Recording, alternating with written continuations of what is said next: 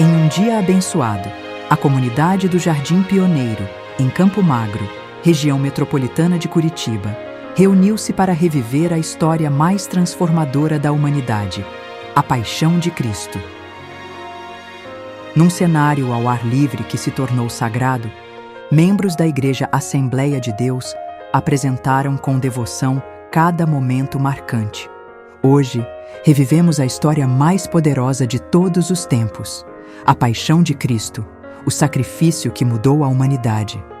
Agradecemos de coração aos atores que deram vida a esta história sagrada, aos voluntários que trabalharam com amor, a cada colaborador que tornou isso possível, e a vocês, público que honrou este evento com sua presença.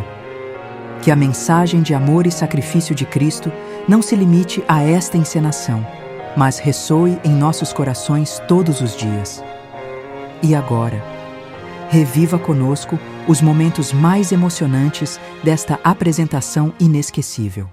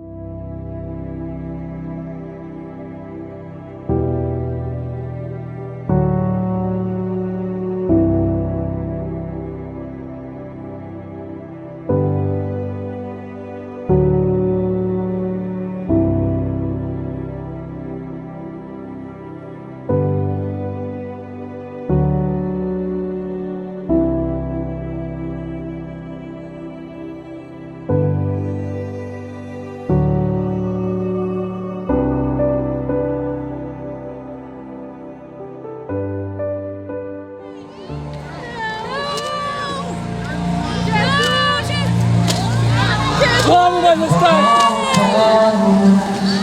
Parem! Não façam isso com o nosso Senhor!